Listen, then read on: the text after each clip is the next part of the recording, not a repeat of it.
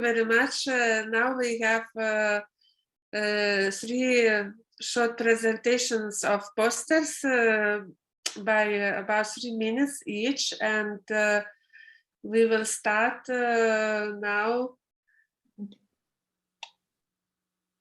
from Harri Haukka.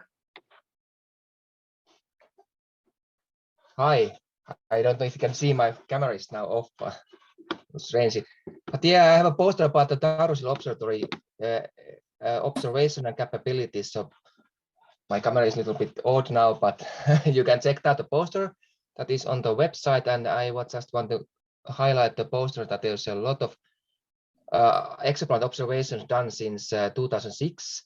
And latest observations are also included in this poster, so please go to check the poster. So I noticed that there was this KPS1b presented, few presenters ago, so please go check the poster and check out the observation, the links, so you can get much more information about the capabilities and observation made in Eastern Finland.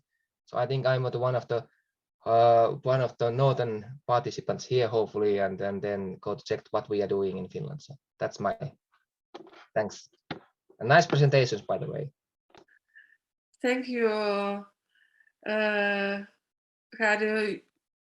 We wish you success in further observations, and you are welcome to use other telescopes of the network.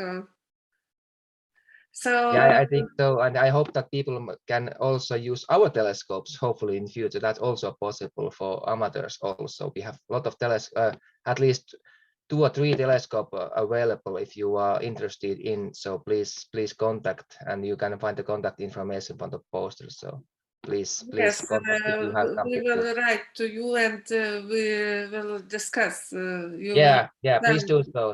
Tell us hopefully more. I can hear somebody is interested in observation from Eastern Finland also. Thanks. Okay, good. So now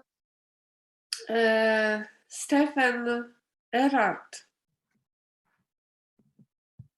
Yes, Stephan is not here, but he asked me to present his poster. So Stephan Erard is working in the VESPA activity in the Europlanet research infrastructure. And if I can share my screen, so the poster is, you can see this poster in the website of the meeting. You see that this is a poster which is full of information. And this is just to make some advertisement that VESPA is a virtual European solar and planetary access. And it's everything related with the databases of planetary data information to integrate all of them in a common framework. So here there are lots and lots of things, because there are more than 60 services, and that makes a big project. And you can find here images of the planets, data from different spacecrafts. And instead of showing the poster, which is there available, what I'm going to do is to make a short demonstration of how it works. So here you have the interface of VESPA, and you have many different services, more than 61, and you can make queries.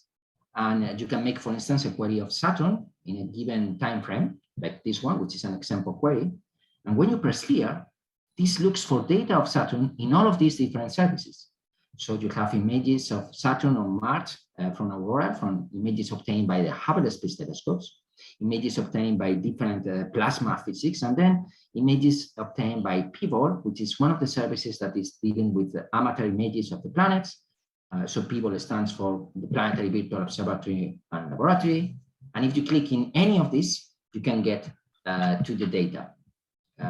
This one is not, okay, it's here, and you can see here links to individual data. And here in this interface, I don't know if you can see the images of Saturn, and you have a table with the dates and the data.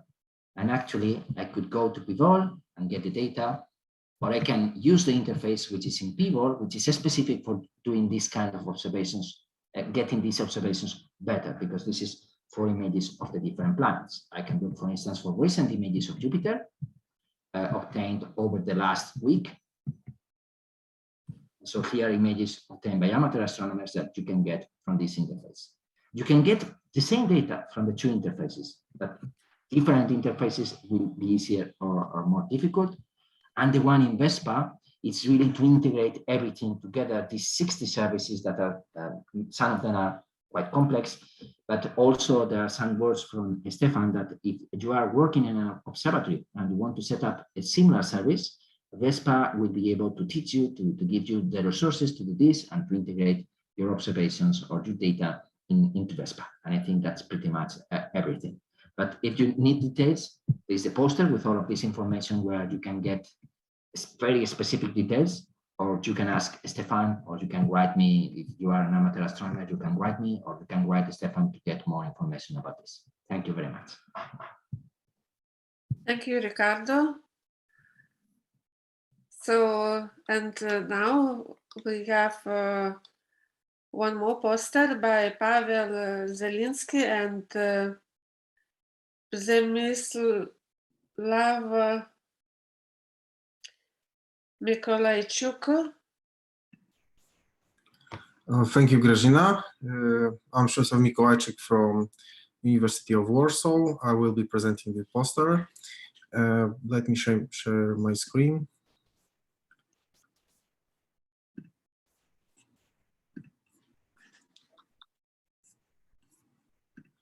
Is the poster visible now? Yes. Okay, thank you everybody for wonderful presentations today, and I would like to advertise BHTOM, which is a new tool for photometric time domain astronomy. So basically, BHTOM is a follow-up tool based on previous project which was developed under OPTICON Horizon 2020, and right now we are funded by ORP telescope or OPTICON RadioNet Pilot time domain astronomy. And what we offer you is a web page, bh-tom.astrolabs.pl, when you can register and add your own observatory in order to upload feeds, images, and without tedious and time-consuming processes of performing photometry on your own, you will get scientific results right away. So under OPTICON network, we have about 100 telescopes, and about 50 of them are already a part of BHTOM. And they have been added to the service, registered there, and you can, if you are using these telescopes, you can upload your data there. So what we did, we developed a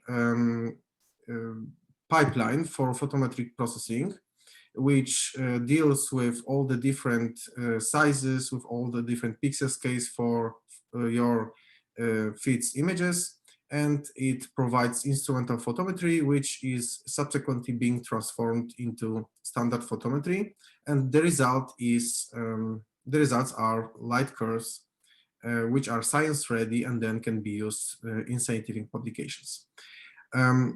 As well, we offer an option to upload a ready instrumental photometry, which was done by you, and you will also get standard photometry from that.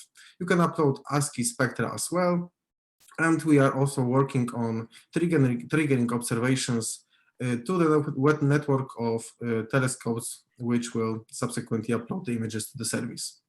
And embarking off what John Davis previously said, this is mostly targeted towards amateur astronomers, of course, as well as professional astronomers, because if you have your own observatory or your own gear, you can just register there, give us some information about your instrumentation, and after a week, you will be able to upload your images and take part in scientific research. Thank you very much. Exciting. Thank you very much for this, your initiative. I believe that many people will use this. Yeah, we hope. Are some questions?